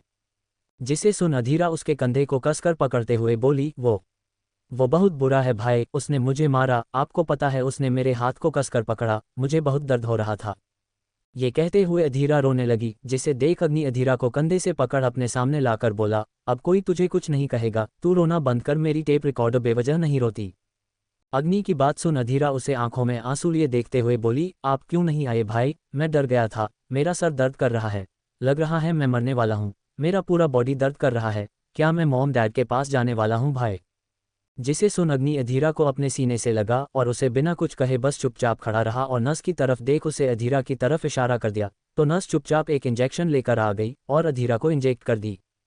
जिसके कुछ देर बाद अग्नि ने महसूस किया कि अधीरा कोई मूवमेंट नहीं कर रही। जिसे देर अग्नि अधीरा को अपनी बाहों में उठा बिस्तर पर सुला दिया और नर्स से बोला, इसका ख्याल रखना और जैसे ही होश आए मुझे इन्फॉर्म करना। जिसे सुन नर्स ने अपना सर हिला दिया तो अग्नि वार्ड से बाहर निकल आया जहां पर अमृता और विधांत खड़े हुए थे। अग्नि को देख विधांत उसके सामने आकर बोले, आई एम सॉरी, मुझे तुम पर हाथ नहीं उठाना चाहिए था। जिसे सुन अग्नि अपना सर नहीं में हिलाते हुए बोला, मैंने माइंड नहीं किया डैड। जिस पर अमृता अग्नि को देखते हुए बोली, बेटा उन्नति कहाँ है, मैं कल रात से उसका फ़ोन ट्राई कर रही हूँ लेकिन वो मेरा कॉल अटेंड ही नहीं कर रही। अग्नि अमृता के सवाल पर उन्नति को याद करने लगा, फिर अपने ख्याल झटकते हुए बोला, मैंने उसे छोड़ दिया। अग्नि की बात सुनकर अमृता को झटका लगा और विधांत बिना किसी भाव के अग्नि को देखने लगे। जिस पर अमृता अग्नि के कंधे को कसकर पकड़ उसे लगभग झंझोड़ते हुए बोली, तुम पागल हो चुके हो, तुम ये क्या कह रहे हो, उन्नति की कोई गलती नहीं है। अग्नि शादी कोई खेल नहीं होता, दो आत्माओं का मिलन होता है और तुमने उसका मजाक बनाकर रख दिया है। अग्नि अमृता की बात सुनकर बोला, अधीरा के साथ जो कुछ भी हुआ उसमें उन्नति की कोई गलती नहीं है, लेकिन उसका भाई उसमें शामिल था। उसके भाई ने कुछ नहीं किया लेकिन उसने रोका भी नहीं, जबकि उसे सब कुछ पता था। आज उसके कारण, उसके परिवार के कारण मेरी बहन इस हालत में है, मैं उसे कभी माफ नहीं करूंगा। इतना कहकर अग्नि बिना उन दोनों की बात सुने वहां से आगे की तरफ चला गया। जिसे जाता हुआ देखकर अमृता विधांत के हाथ को पकड़कर बोली, विधांत कुछ समझाओ उसे। विधांत अमृता को परेशान देखकर उसके हाथ पर हाथ रखते हुए बोले, अग्नि अभी गुस्से में है, जब वो शांत हो जाएगा वो खुद उन्नति को ले आएगा, तुम्हें फिक्र करने की जरूरत नहीं है। लेकिन जो कुछ भी अधीरा के साथ हुआ उसमें उन्नति का क्या दोष, वो बेवजह ये दर्द क्यों सहे, मुझे नहीं पता, मुझे उन्नति वापस घर में चाहिए, अमृता ने जिद करते हुए कहा। जिसे सुनकर विधांत ने अपना सिर हिलाते हुए उसे शांत करवाया और वो लोग अधीरा के वार्ड के अंदर चले आए। कोलकाता, शाम का वक्त, ब्लैक पाइथन जिम। निष्ठा ने विख्यात की मालिश पूरी कर दी थी और अभी वो अभी तक के विख्यात के सारे रिपोर्ट को देख रही थी और उसके साथ कोच सर बैठे हुए थे। निष्ठा को इतने ध्यान से रिपोर्ट्स को पढ़ता हुआ देख कोच इम्प्रेस होते हुए बोले, लगता है काफ़ी सीरियस हो तुम विलेन के लिए, तो तुम्हें ही उसकी पूरी बॉडी चेकअप का ध्यान रखना होगा। कोच की बात पर निष्ठा अपने सेंस में आते हुए उसकी तरफ देखकर बोली, मैं सारे रिपोर्ट पढ़ रही थी, अभी वो अंडरवेट के अंदर खेल रहे हैं, बट मुझे लगता है कि उन्हें अपना वेट थोड़ा सा कम करना चाहिए ताकि बांग्लादेश में होने वाले कंपटीशन में जो उनके अपोनेंट का वेट है उसके बराबर आ सकें। निष्ठा की बात पर कोच उसकी तरफ देखते हुए बोले, लेकिन उसमें तो विख्यात का वेट लिखा ही नहीं है।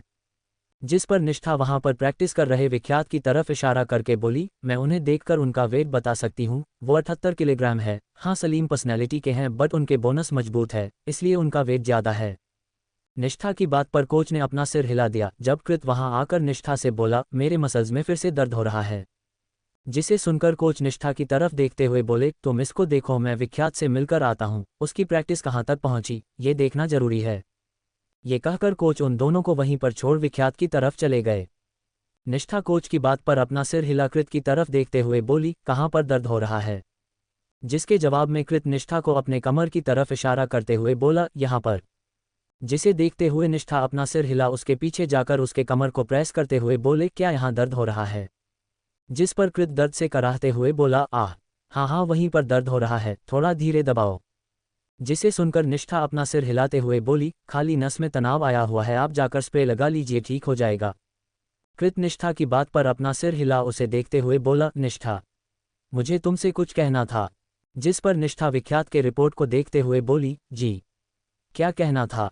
कृत निष्ठा की बात सुनकर बोला, मैं कहना चाह रहा था कि क्या तुम मेरे साथ डिनर पर चलोगी? ये सुन निष्ठा हैरानी से उसे देखने लगी।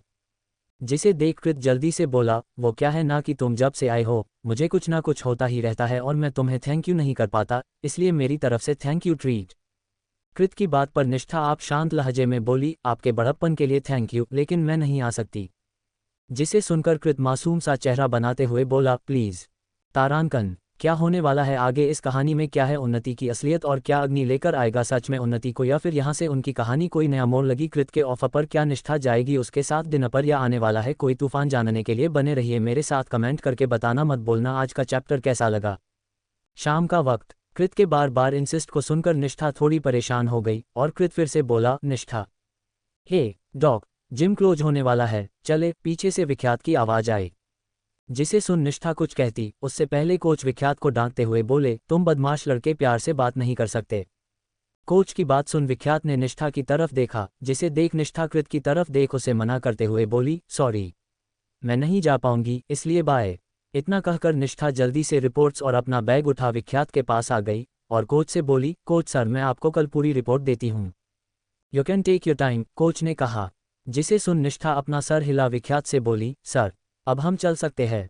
विख्यात निष्ठा की बात सुन अपना बैग उठाते हुए जिम से निकल गया और निष्ठा सबको बाय कहते हुए उसके पीछे चली गई। जब दोनों पार्किंग लॉट में पहुंचे विख्यात निष्ठा को एकदम से दीवार से चिपका उसके एकदम करीब आकर बोला, बहुत डेयरिंग हो तुम, मेरे सामने मेरे जिम मेट को सिड्यूस कर रही हो। निष्ठा विख्यात की बात सुन जल्दी से अपना सर नहीं में हिलाते हुए बोली, नो सर मैंने कुछ नहीं किया, वो कृत sir. I am the only person in your life who owns you, बाकी सब तुम्हारे लिए कचरे के भांति होने चाहिए, समझी? विख्यात ने निष्ठा की बात को बीच में काट कर कहा।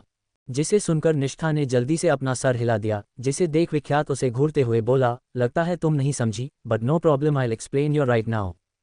इतना कहकर विख्यात झुककर निष्ठा के गले पर जोर से बाइट कर लिया, जिस कारण निष्ठा के मुंह से चीख निकलने लगी, पर उसने अपने दर्द को काबू करने के लिए अपने निचले होंठ को काट लिया। जिस पर विख्यात निष्ठा के बाइट किए जगह पर लिक करते हुए बोला, इट्स सॉल्टी। जिसे सुन निष्ठा के गाल लाल हो गए, लेकिन वो अपने शाइनेस को कंट्रोल करते हुए विख्यात के सीने पर हाथ रख उसे खुद से दूर करते हुए बोली, सर कोई देख लेगा। निष्ठा की बात सुन विख्यात उससे दूर होते हुए बोला, do you think it makes a difference to me if someone sees me? नहीं, मुझे ऐसा नहीं लगता, लेकिन मुझे जरूर फर्क पड़ता है, निष्ठा ने जवाब दिया। जिसे सुनकर विख्यात उसे देखने लगा, जिस पर निष्ठा उसे गाड़ी की तरफ इशारा करते हुए बोली, ऑलरेडी शाम ढल रही है, हमें चलना चाहिए।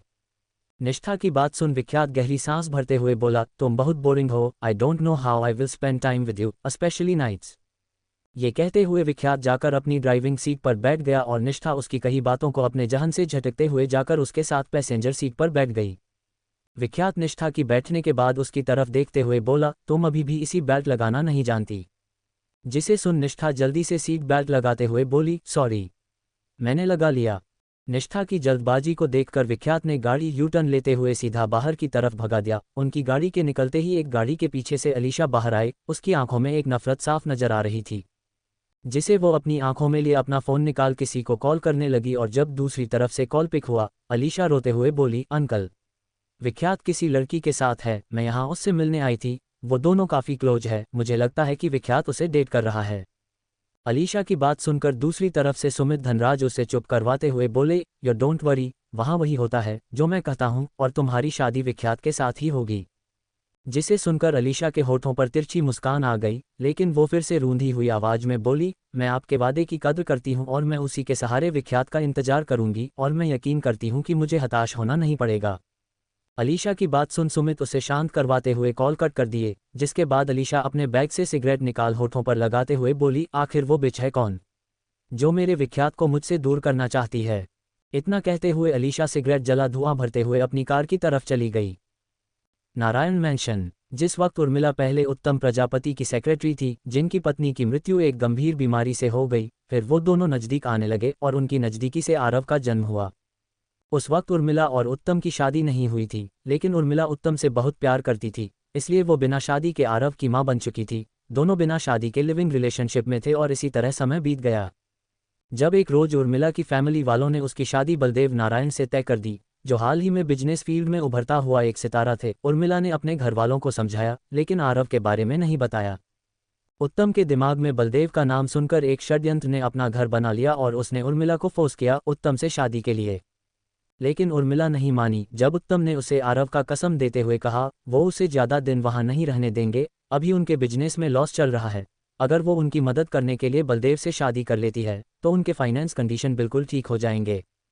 जिसे सुनकर भी उर्मिला ने साफ इनकार कर दिया। लेकिन एक रोज आरव को उसके स्कूल से निकाल दिया गया। आरव जो कि 4 साल का था, उसे इस तरीके से स्कूल से निकाले जाने पर उर्मिला का दिल भर आया। फिर एक दिन उत्तम परेशान से घर वापस लौटे, जिन्हें देखकर और मिलने उनसे पूछा क्या हुआ, जिसके जवाब में उत्तम ने एक फाइल उनके सामने रखते हुए कहा, घर की नीलामी हो रही है, अगर तुम मेरी बात मान जाती तो आज ये सब नहीं होता, हमारी शादी ऑलरेडी नहीं हुई है उर्मिला, और अब क्या तुम इस हाल में मेरे साथ रहना चाहती हो? सोचो आरव का क्या होगा, हम रास्ते पर आ चुके हैं। उत्तम की बात पर उर्मिला उसकी तरफ देखते हुए बोली, मैं आपके साथ रह लूंगी, लेकिन मुझे ये शादी नहीं करनी। उर्मिला के जवाब पर उत्तम उसकी तरफ देखते हुए बोले, इतना कुछ होने के बावजूद तुम अभी भी अपनी जिद को पकड़े बैठी हो। उत्तम की ऐसी बातों को सुनते हुए उर्मिला थक हार कर बलदेव से शादी के लिए राजी हो गई और उन दोनों की शादी भी हो गई। बलदेव स्वभाव के बड़ी उलझे हुए हम्बल किस्म के इंसान थे और वो उर्मिला से बहुत प्यार करते थे, लेकिन उर्मिला का व्यवहार ऐसा नहीं था। बलदेव हर मुमकिन कोशिश करते और मिलकर दिल में अपनी जगह बनाने की, लेकिन उनका रिश्ता एक पति और पत्नी की तरह था, जिस कारण शादी के कुछ महीने बाद उन्हें पता चला कि उर्मिला प्रेग्नेंट है और वो बहुत खुश हुए और जन्म हुई उन्नति की। उनके परिवार में अभी तक कोई लड़की नहीं थी, जिस कारण वो बेहद खुश हुए और उसके साथ ही उनके बिजनेस में और बढ़ोतरी होती गई, जिस कारण उन्होंने प्यार से उसका नाम उन्नति रखा। वही उर्मिला बलदेव की नज़र से बचते हुए उत्तम को फाइनेंशियली सपोर्ट कर रही थी, जिस बारे में बलदेव को पता चल गया। उन्होंने उर्मिला से बात की, तब उर्मिला ने सीधी बात बता दी कि वो उत्तम से प्यार करती है और उनका एक बच्चा भी है, जिसे सुनकर बलदेव की पूरी गृहस्थी गुजर गई और इसी तरह उन दोनों का तलाक हो गया। उत्तम और फाइनेंशियली बिल्कुल ठीक हो चुका था और उसकी बिजनेस भी काफ़ी अच्छे से चल रही थी। फिर उन दोनों ने शादी कर ली, जिस कारण उन्नति की कस्टडी उत्तम और उसकी वाइफ को मिली। डाइवोर्स में उर्मिला ने बलदेव जी से पूरे 50% प्रॉपर्टी की डिमांड की, जिसे जानकर उन्होंने अपनी प्रॉपर्टी का 50% उर्मिला के बजाय उन्नति के नाम कर दिया और इस बात को कोर्ट को भी मंजूरी देनी पड़ी। फिर उर्मिला के हाथ कुछ नहीं आया। उर्मिला बलदेव को बिल्कुल पसंद नहीं करते थी, इसीलिए उसे उन्नति भी कुछ खास पसंद नहीं थी। इसीलिए उन्नति के 2 फादर थे, क्योंकि बचपन से उत्तम ने उसे पाला था और उसके ख्याल रखने के साथ ही साथ उससे बहुत प्यार करते थे, इसलिए उन्नति उनके काफ़ी करीब थी, लेकिन वो अपने फादर से भी मिलती रहती थी।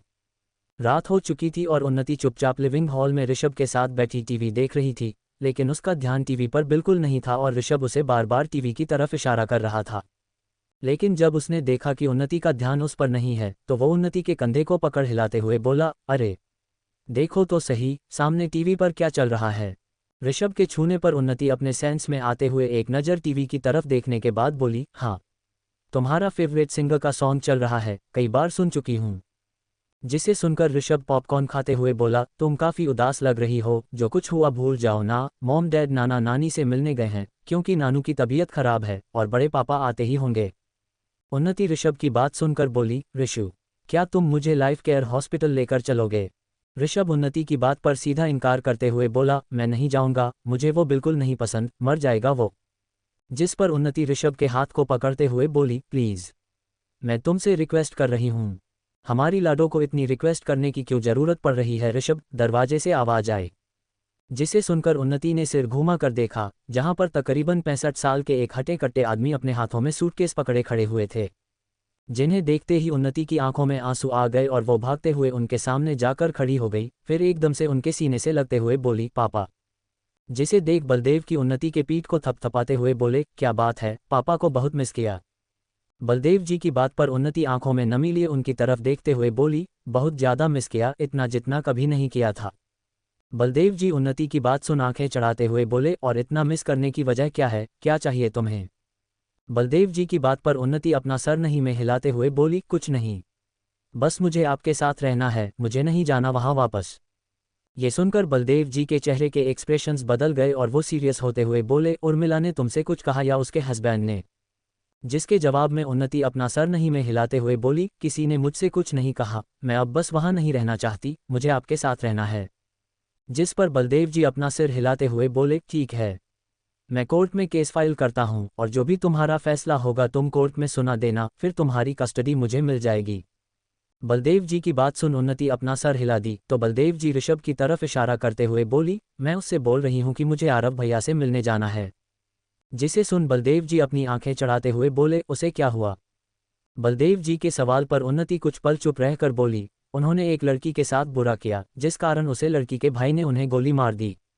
ऋषभ उन्नति की बात सुनकर सोफे से उठाते हुए बलदेव जी से बोला, असली बात नहीं बता रही है बड़े पापा, एक लड़के ने इसका गला पकड़ रखा था और कह रहा था कि इसके पति ने उसकी भाई को मार डाला तो मैं इसको मार डालूंगा। उन्नति ऋषभ की बात सुनकर उसे आंखें दिखाते हुए बोली, मैंने ऐसा कुछ नहीं किया भैया। बलदेव जी उन्नति के चेहरे को पकड़ अपनी तरफ करते हुए बोले, शादी? तुम्हारी शादी हो गई और मुझे इस बारे में पता भी नहीं? जिसके जवाब में उन्नति अपनी आंखों में नमी लिए उनकी तरफ देखते हुए बोली, मुझे मेरे किए की सजा मिल रही है, उसने मुझे छोड़ दिया। उन्नति की बात सुन बलदेव जी के चेहरे के भाव बदल गए और वो अपने दांत पीसते हुए बोले, कौन है वो आदमी जिसने मेरी बेटी के साथ के करने की कोशिश की? ऋषभ बलदेव जी की बात सुनकर उन्नति से बोला, बड़े पापा बिल्कुल सही कह रहे हैं, बता दे, हम उसकी डांट तोड़कर तेरे हाथ में लाकर रख देंगे। जब एंट्रेंस से विधांत अंदर आते हुए बोले, दांत तोड़ने की जरूरत नहीं है ऋषभ, क्योंकि तुम जिस लड़के का दांत तोड़ना चाहते हो वो तुम्हारे हाथ को तुम्हारे कंधे से उखाड़ देगा। विधांत की आवाज सुन बलदेव जी सिर घुमाकर उसकी तरफ देखते हुए सरप्राइज होकर बोले, विधांत, तुम यहाँ क्या कर रहे हो?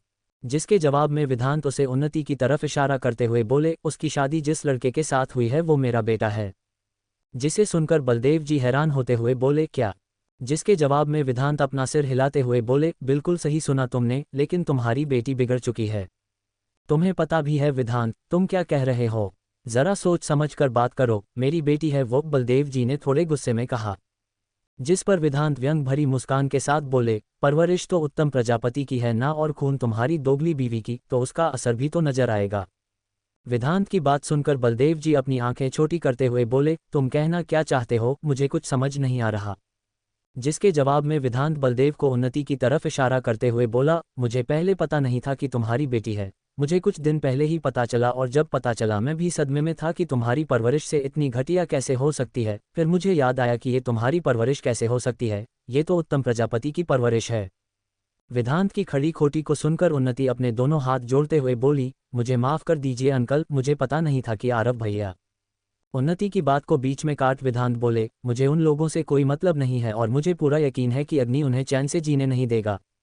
जिसे सुनकर उन्नति कर से लेकर पांव तक कांपने लगी, उसे अग्नि का गुस्से से भरा चेहरा याद आ रहा था। तारांकन, क्या होने वाला है आगे इस कहानी में? क्या विधांत और बलदेव जी एक दूसरे को पहले से जानते हैं? क्या करेगी अलीशा सुमित के साथ मिलकर? कैसे इस कहानी का पड़ाव क्रिटिकल होता जाएगा या आकार कोई रोक लगा? जानने के लिए बने रहिए मेरे साथ, कमेंट करके बताना मत भूलना आज का चैप्टर कैसा लगा। अब आगे।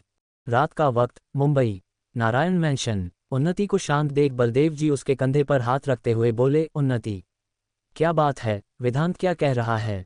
जिस पर उन्नति उन्हें देखते हुए बुरी तरह से रोने लगी, जिसे देख बलदेव जी भी हैरान हो गए। तो विधांत अपना सर नहीं में हिलाते हुए बलदेव जी से बोले, बलदेव, मैं तुमसे कहने आया हूं कि अग्नि अभी गुस्से में है, लेकिन जब उसका दिमाग ठंडा हो जाएगा वो खुद उन्नति को लेने आएगा। तब तक उन्नति को तुम अपने साथ रखो, मैं नहीं चाहता कि वो वहां रहे। ऋषभ विधांत की बात सुन शौक भरी आंखों से उसे देखते हुए बोला, आपका बेटा the most bachelor business tycoon अग्नि सिंह राठौर आपका बेटा है। विधांत ऋषभ के सवाल पर अपने चेहरे की तरफ इशारा करते हुए बोला, क्या हमारा चेहरा मिलता नहीं है एक दूसरे से? जिस पर ऋषभ अपना सर जल्दी से हाँ में हिलाते हुए बोला, हाँ मिलती है, बहुत ज्यादा मिलती है, खासकर आपकी आंखें। लेकिन आपने अपने मिस्टीरियस बेटे को छुपा कर क्यों रखा था? ऋषभ के सवाल को सुन विधांत तिरछी आंखों से उन्नति की तरफ देखते के बाद बोले, मेरा बेटा यहीं था, लेकिन किसी ने उस कदर तोड़ा कि वो खुद को संभाल ना सका। जाने कितने साइकेट्रिस्ट और मेडिकल ट्रीटमेंट के बाद वो नॉर्मल हुआ है। उसके करियर के पूरे 1 साल किसी के कारण खराब हो गए।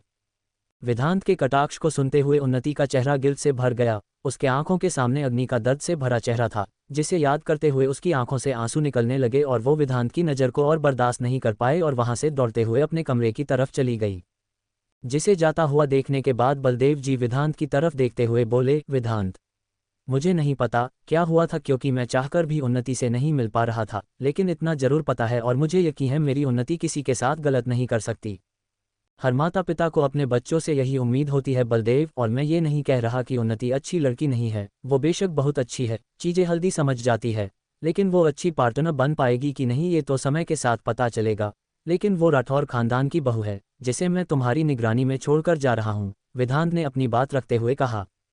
जिसे सुनकर बलदेव अपना हाथ आगे बढ़ाते हुए बोला, बधाई हो विधांत, हमारी दोस्ती रिश्तेदारी में बदल गई और मैं यकीन के साथ कहता हूँ मेरी बेटी एक अच्छी बहू, पत्नी और माँ बनेगी, बिल्कुल अमृता भाभी की तरह। बलदेव जी की बात सुन विधांत अपना सर हिलाते हुए उनसे हाथ मिलाकर बोले, मैं तुमसे फिर कभी मिलने आता हूँ। ये कहकर वो जाने लगे, जिस पर बलदेव जी उन्हें रोकते हुए बोले, विधांत, ये आरव और अग्नि का क्या सीन है, तुमने तो बताया ही नहीं। जिसे सुनकर विधांत के कदम रुक गए और वो बलदेव जी तरफ देखते हुए बोले, उसने मेरी बेटी के साथ बदसलूकी की है। विधांत की बात सुन बलदेव जी हैरान रह गए और ऋषभ डर से कांपने लगा, उसकी आंखें नम हो गई थी। वो विधांत के पास आकर बोला, अंकल, मुझे अधीरा से मिलना है प्लीज। ऋषभ की बात सुन विधांत अपना सर नहीं में हिलाते हुए बोले, वो अपने होश में नहीं है, होश में आते ही आउट ऑफ कंट्रोल हो जा रही है, इसलिए उसे एनेस्थीसिया देकर रखा गया है। जब वो ठीक हो जाए तो मुझसे मिलने आ सकते हो। विधांत की बात सुन ऋषभ ने आगे और कुछ नहीं कहा और चुपचाप वहां से अपने कमरे की तरफ चला गया। जिसे जाता हुआ देख बलदेव विधांत से बोले, तुम फिक्र मत करो, चाहे जिसने भी अधीरा के साथ ये सब किया हो उसे सजा तो जरूर मिलेगी। बलदेव की बात सुन विधांत अपना सर हिला दिया और वहां से बाहर की तरफ चला गया। जिसके जाने के बाद बलदेव जी सीधा अपने कमरे की तरफ चले गए। ऋषभ के कमरे में ऋषभ अपने कमरे के दरवाजे को बंद करे अपने ड्रेसिंग टेबल के सामने खड़ा हुआ था। उसके आंखों के सामने अधीरा का हंसता हुआ चेहरा था। उसकी आंखें अभी भी नम थी। वो गुस्से से फ्लावर वाश उठाकर मिरर पर मारते हुए चीखा, क्यों ऐसा हुआ उसके साथ, क्यों? ये कहते हुए ऋषभ अपना हाथ मिरर पर मारने लगा, लेकिन वो टूट चुका था। उसके हाथों से बेतहाशा खून बह रहा था, जिसका असर उसके चेहरे पर नजर नहीं आ रहा था। जब वो अपने क्षमता को खोते हुए वही घुटनों के बल बैठकर रोने लगा। उसके रोने की आवाज इतनी दर्द से भरी हुई थी कि किसी को भी रोना आ जाता। ऋषभ अपने गाल पर थप्पड़ मारते हुए बोला, मैं इतना डरपोक क्यों हूँ? मैं क्यों उसके साथ नहीं रहा? क्यों उसका साथ नहीं दे पाया? क्यों मैंने अपने कदम पीछे ले लिए? अधीरा रारा, I love you, please forgive me. ये कहते हुए ऋषभ बुरी तरह से रो रहा था। उसके आंसू रुकने का नाम नहीं ले रहे थे जब उसके पॉकेट से उसका फोन नीचे गिरा और उसके वॉलपेपर पर उसकी और अधीरा की तस्वीर थी, जिसमें वो दोनों एक दूसरे को घूर रहे थे। जिसे देखकर ऋषभ की आंखों से बुरी तरफ से आंसू आने लगा। उसकी आंखों के सामने कुछ पल आ रहे थे। 2 साल पहले एक लड़की चुपके से क्लासरूम से निकली जब पीछे से आवाज आई, आज कहाँ जाने का इरादा है? जिस पर वो लड़की एकदम से नीचे गिर गई। जिसे देख ऋषभ जल्दी से अधीरा को पकड़ उसे उठाते हुए बोला, ओ अबलानारी प्रोफेसर नहीं है, मैं हूँ। जिसे सुन अधीरा अपने बैग से ऋषभ को मारते हुए बोली, साल तुझे दिमाग नहीं है, कहीं से भी चुड़ैल बनकर आ जाती है। अभी मेरा वेस्ट टूट जाती तो अच्छा होती, तू घर के बिस्तर पर लेटी होती और मैं तेरे सामने बैठकर पिज्जा बर्गर खा रही होता, ऋषभ ने अधीरा का मजाक उड़ाते हुए कहा। जिसे सुन अधीरा अपने शर्ट का स्लीव चढ़ाते हुए उसके पीछे आते हुए बोली, ऋषभ की बछड़ा। जिस पर ऋषभ उसे रोकते हुए उसके सामने आकर बोला, वेट, लेकिन वो तो तुम है। इतना कहकर ऋषभ अधीरा के सर पर चपत मार वहां से गर्दन की तरफ भागा, जिसे देख अधीरा की चिढ़ते हुए उसके पीछे भागते हुए बोली, ऋषभ के बच्चे, मैं तेरी जान ले लूंगा, मतलब लूंगी। ये कहते हुए अधीरा ऋषभ के पीछे गार्डन में आ गई, लेकिन वहां पर कोई नहीं था, जिसे देखते हुए अधीरा ने इधर उधर देखा, लेकिन उसे ऋषभ नजर नहीं आया। जिसे देखते हुए अधीरा अपने कदम आगे बढ़ाते हुए बोली, देख ऋषभ नाम के चम्मच, बाहर आ जा, नहीं तो मैं तुझे बहरा कर दूंगी।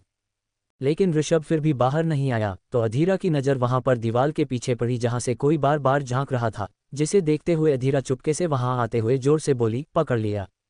ये कहते हुए उसकी बोलती बंद हो गई, क्योंकि वहां पर एक लड़का और लड़की इंटीमेट हो रहे थे। जिसे देख अधीरा की आंखें बड़ी हो गई और वो बेशर्मों की तरफ उन दोनों को देखने लगी, और वो दोनों घबराकर जल्दी जल्दी कपड़े पहनने लगे। जिस पर पीछे से ऋषभ अधीरा के आंखों पर हाथ रख उसे अपने साथ लेकर पीछे हो गया, और उसे उठाते हुए दूसरी तरफ ले जाते हुए बोला, बेशर्म लड़की, ये क्या बकवास था, उन दोनों को क्यों घूर रही थी। जिसे सुन अधीरा अपने हाथ पीछे ले ऋषभ के बाल को पकड़ खींचते हुए बोली, ऋषभ लकड़बग्घी, तू मुझे यहाँ लेकर आई थी ना, तो अभी क्यों भगा रही है, पक्का उन लोगों के इंटीमेसी को दिखाने लाया था, है ना। ऋषभ अधीरा से अपने बाल को छुड़ाने की कोशिश करते हुए बोला, अरे मेरे बाल गंजा करेगी क्या।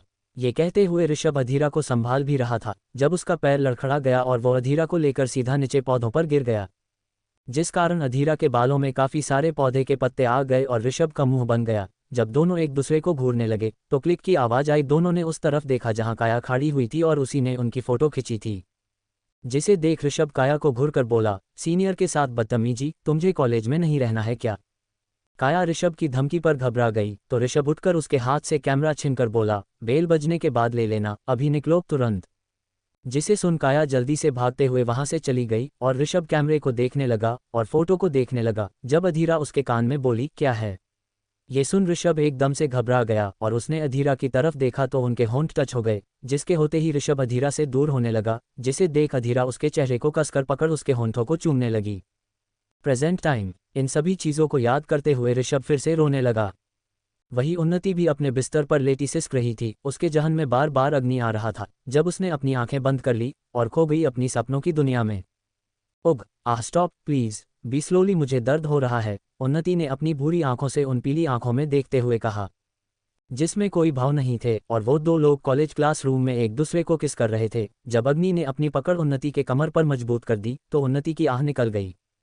जिसे सुन अग्नि अपना सर उन्नति के गले में डाल किस करते हुए उसके शर्ट के बटन को खोलने लगा, तो उन्नति उसे रोकते हुए बोली, हम क्लास आई डोंट केयर, जब तुमने मुझे सिड्यूस कर ही दिया है तो तुम्हें कुछ तो चाहिए होगा। अग्नि ने उन्नति के फिगर पर हाथ चलाते हुए पूछा, जिसके जवाब में उन्नति अग्नि से बोली, हाँ, नहीं तो मुझे कुछ नहीं चाहिए।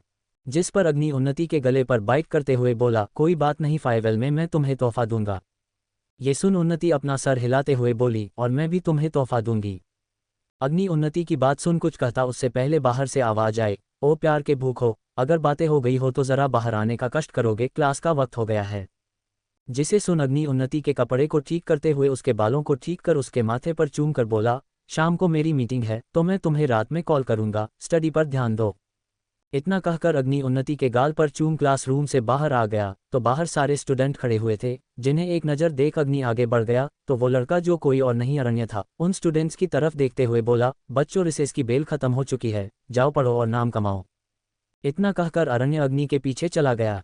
जब अरण्य वॉशरूम में आया उसे अग्नि की तेज सांसों की आवाज़ सुनाई दी, जिसे सुन वो उसकी फिरकी लेते हुए बोला, क्या बात है, तेरी बंदी ने तुझे कुछ ज़्यादा गर्म कर दिया जैसा लग रहा है तेरी मॉर्निंग को सुनते हुए।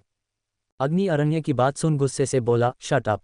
इतना कहकर वो कुछ पल चुप रहा, फिर वॉशरूम से बाहर आया और अपने हाथ को धोने लगा। जिसे देख अरण्य पी करते हुए मुंह बनाकर बोला, ये अच्छा नहीं किया, इसे वेस्ट नहीं करना चाहिए था। जिसे सुन अग्नि तिरछी मुस्कान के साथ बिना अरण्य की तरफ देखे बोला, मुझे पता नहीं था तू ऐसे शौक भी रखता है, अगली बार ऐसा कुछ हुआ था तो मैं तुझे बुला लूंगा, लेकिन वेस्ट नहीं करूंगा। इतना कहकर अग्नि टिश्यू पेपर से हाथ साफ कर डस्टबिन में डाल बाहर चला गया। जिसे देख अरण्य जल्दी से उसके पीछे आते हुए बोला, ये बहुत बड़ा पापी है। जिसकी बात को इग्नोर कर अग्नि हंसते हुए क्लासरूम की तरफ चला गया। इन सब चीज़ों को याद करते हुए उन्नति गहरी नींद में चली गई थी। Life care hospital. अग्नि अधीरा के हाथ को पकड़े उसके बेड के पास बैठा लगातार उसे देखे जा रहा था, जब वार्ड का दरवाजा खुला और विधांत अंदर आए। अग्नि बिना विधांत की तरफ देखे अधीरा की तरफ देखते हुए बोला, सब मेरे कारण हुआ है, ना मैं दोबारा उसे अपनी जिंदगी में लाता और ना आज मेरी अधीरा के साथ ये होता। अग्नि की बात सुन विधांत उसके पास आकर बोले, इसमें किसी की कोई गलती नहीं है, जो होना था वो हो गया, तुम खुद को कसूरवार ठहराना बंद करो, अधीरा ठीक है। विधांत की बात सुन अग्नि सिर उठाकर उसकी तरफ देखते हुए बोला, कहाँ ठीक है? मुझे नजर नहीं आ रही है डैड, मुझे मेरी बहन ठीक नजर नहीं आ रही है। अधीरा को हमारे सपोर्ट की जरूरत है, अगर वो घर में रहेगी तो इन सब चीजों को जल्दी भूल जाएगी, विधांत ने अपनी बात रखी। जिसे सुनकर अग्नि कुछ कहता उससे पहले उसका फोन बजने लगा। उसने देखा उसे नकुल कॉल कर रहा था। जिसे देखते हुए अग्नि कॉल अटेंड कर कान से लगाते हुए बोला, इस वक्त कॉल करने की वजह क्या है? सॉलिड नहीं हुई तो जान से जाओगे। नकुल अग्नि की धमकी भरी आवाज को सुन जल्दी से घबराते हुए बोला, बॉस रक्षित कपूर ने हमीदा हॉस्पिटल का टेंडर जीत लिया। नकुल की बात सुन अग्नि का चेहरा सख्त हो गया और वो बिना उससे कुछ बोले फोन कट कर विधांत से बोला, मुझे कुछ पल अकेला रहना है डैड। इतना कहकर अग्नि वहां से उठकर वार्ड से निकल टेरेस रूफ की तरफ चला गया। अग्नि चलते हुए खुद से कह रहा था, समुद्र में राज करना है तो छोटी मछलियों को चारा डालना पड़ता है और तुम्हें मुझे बीट करने में मजा आता है ना, तो देखना तुम्हारे एक छोटे से टेंडर को छीनने के कारण मैं तुमसे क्या छीनता हूँ रक्षित कपूर, जस्ट वेट एंड सी। ये कहते हुए अग्नि लिफ्ट में आकर चढ़ गया और जैसे ही लिफ्ट का दरवाजा बंद होने लगा, वहां पर तकरीबन 21 साल के खूबसूरत सी लड़की आ गई और उसने लिफ्ट को बंद होने से रोक दिया। अग्नि ने अचानक दरवाजा रुकने पर नजरें उठाकर सामने देखा तो एक लड़की अपने होंठ को कुतरते हुए एम्बारासमेंट में भर गई थी। ये देख अग्नि ने सख्त लहजे में कहा, टाइम वेस्ट करना हो गया हो तो अंदर आओगी। अग्नि की रूड आवाज को सुनकर वो लड़की फिर भी अंदर नहीं आई, जिसे देख अग्नि इरिटेट होते हुए बोला, what the hell, why aunt you coming in? अग्नि की बात सुन वो लड़की अपना सर नहीं में हिलाते हुए बोली, आप जाइए सर। ये कहते हुए वो काफी अनकंफर्टेबल लग रही थी और बार बार अपने टॉप को नीचे खींच रही थी, जिसे देखते हुए अग्नि ने अपना जैकेट निकाल और उसकी तरफ बढ़ाते हुए कहा, ढक लो। अग्नि की बात सुन वो लड़की उसकी तरफ हैरानी से देखने लगी, जिसे देख अग्नि बोला, मैं ऐसी सिचुएशन में और निपट चुका हूं इसलिए हेल्प ले लो वरना इसी तरह ऑकवर्ड होते हुए निकलोगी। जिसे सुनकर वो लड़की अपना हाथ आगे बढ़ा अग्नि के जैकेट को लेते हुए बोली, थैंक यू सो मच। इतना कहकर उसने उसे जैकेट को अपने कमर पर बांध दिया तो अग्नि बिना उस पर ध्यान दिए चुपचाप खड़ा रहा, जिसे देखते हुए वो लड़की उसके साथ आकर खड़ी हो गई। अग्नि में टेरेस का बटन प्रेस किया, जिसे देखते हुए उसे लड़की ने ग्राउंड फ्लोर का बटन प्रेस कर दिया। वहां पर घनघोर शांति फैली हुई थी, जिसे तोड़ते हुए वो लड़की बोली, अस्पताल में आपका कोई रिलेटिव एडमिट है? उसकी बात सुन अग्नि ने कोई जवाब नहीं दिया, जिसे देखकर वो थोड़ी ऑकवर्ड हो गई, लेकिन उसने हार नहीं मानी और एक बार फिर बोली, यहाँ पर मेरा भाई एडमिट है। क्या है ना, वो जरा सा पेटू है, कुछ भी खाता रहता है, इसलिए उसे दस्त हो गए थे। मैं अभी उसके लिए खाना लेने ही जा रही थी। और क्या तुम थोड़ा शोर करना कम कर सकती हो? मैं अपने डैड से कहकर निकला कि मुझे अकेले रहना है, मुझे तुम्हारी कंपनी की जरूरत नहीं है, सो कीप साइलेंस, अग्नि ने रूड आवाज में कहा। जिसे सुनकर वह लड़की बिल्कुल चुप हो गई और जब उनकी लिफ्ट टेरेस पर पहुंची तो अग्नि उतरने लगा, जिसे देखकर वो लड़की जल्दी से बोली, मैं आपका जैकेट रख लो, मुझे नहीं चाहिए, अग्नि ने बिना उसकी तरफ देखे जाते हुए कहा। जब लिफ्ट का दरवाजा बंद हो गया और वो लड़की बस अग्नि को पीछे से जाता हुआ देखती रह गई। अग्नि टेरेस पर आकर अपने पैंट के पॉकेट से सिगरेट निकाल हॉट में लगा लिया और अभी जो कुछ भी लिफ्ट में हुआ वो उसी तरह के अपने बीते लम्हे को याद करने लगा। 3 साल पहले अग्नि के कंधे पर बैग लटका हुआ था और वो एक यंग बॉय की तरह ब्लैक टी शर्ट के ऊपर व्हाइट जैकेट और नीचे ब्लैक पेंट के साथ फ्लैट व्हाइट शूज पहने एम्यूजमेंट पार्क के डोर पर खड़ा हुआ था और उसके बगल में उसे एम्यूजमेंट पार्क को चमकती आंखों से देखती हुई उन्नति खड़ी थी। वहां के शोर को देखते हुए अग्नि बड़ी रूड आवाज में बोला, हम इस चिल्लर मार्केट में क्या करने आए हैं? अग्नि के सवाल पर उन्नति जॉइंट रोलर कोस्टर की तरफ इशारा करते हुए बोली, हम उसमें चढ़ाने आए हैं। जिसे एक नज़र देखने के बाद अग्नि तुरंत मना करते हुए बोला, मैं नहीं आऊंगा। क्यों, तुम डर गए क्या? उन्नति ने आंखें चढ़ाते हुए पूछा। जिसके जवाब में अग्नि अपना सिर हिलाते हुए बोला, एडमिट करने में मुझे शर्म नहीं आती, मैं उसमें चढ़ाने से नहीं डर रहा, बट मुझे वॉमिट हो जाएगी। उन्नति अग्नि की बात सुनकर आंखों रोल करते हुए बोली, ऐसे तो बहुत माचो और कूल बनते हो, यहाँ तुम्हारी फट गई। अग्नि उन्नति की बात सुन उसे घूरते हुए जाकर और कोस्टर का 2 टिकट खरीद कर ले आया और उन्नति के हाथ को पकड़कर बोला, डरता नहीं हूँ, अगर मुझे उल्टी हुई तो तुम्हारे ऊपर करूंगा, डील फाइनल। इतना कहकर अग्नि उन्नति को लेकर जाकर रोलर कोस्टर पर चढ़ गया। उन्नति कसकर हैंडल को पकड़े अग्नि से बोली, सुनो, मैंने आज से पहले रोलर कोस्टर राइड कभी नहीं किया, चढ़ने के लिए तो एक्साइटेड हो गई थी लेकिन अब डर लग रहा है। उन्नति की बात सुनकर अग्नि उसके हाथ के ऊपर हाथ रख अपने अंगूठे से सहलाते हुए बोला, पहली बार से कम ही दर्द होगा, लेकिन इसमें तुम्हें डर ज्यादा लगेगा। वहां पर मैं रहूंगा तुम्हें पैम्पर करने के लिए, तो वहां पर दर्द कंट्रोल कर लेना और डर में कंट्रोल कर लूंगा। अग्नि की घुमावदार बात को सुन उन्नति कंफ्यूजन में उसकी तरफ देखते हुए बोली, क्या मतलब? Nothing special, you are just very innocent, Agni ने एक स्मर्क के साथ कहा। जिसे सुनकर उन्नति कंफ्यूजन में उसकी तरफ देखने लगी, जब एकदम से रोलर कोस्टर राइड स्टार्ट हुई और उन्नति डर से चीखने लगी। अग्नि बिना किसी भाव के उन्नति की तरफ देख रहा था, जब वो एकदम से उसके गले के पीछे हाथ डाल उसके चेहरे को नजदीक लाकर उसके होठों पर अपने होंठ रख दिया, जिससे उन्नति की चीखें उसके गले तक रह गई।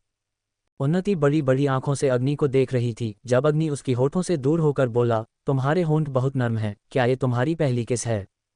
तारांकन, क्या होने वाला है आगे इस कहानी में? अग्नि और उन्नति की इतनी अच्छी केमिस्ट्री को आखिर किसकी ग्रहण लगी, या फिर उन्नति यह सब कर रही थी किसी नाटक के कारण? और क्या है इनका अतीत? ऋषभ और अधीर का ब्रेकअप क्यों हुआ और क्या वह दोनों साथ आ पाएंगे? रक्षित कपूर कौन है यह मिस्टीरियस आदमी जिसने कर रखा है अग्नि के नाक में दम? जाने के लिए बने रहिए मेरे साथ, कमेंट करके बताना मत भूलना आज का चैप्टर कैसा लगा।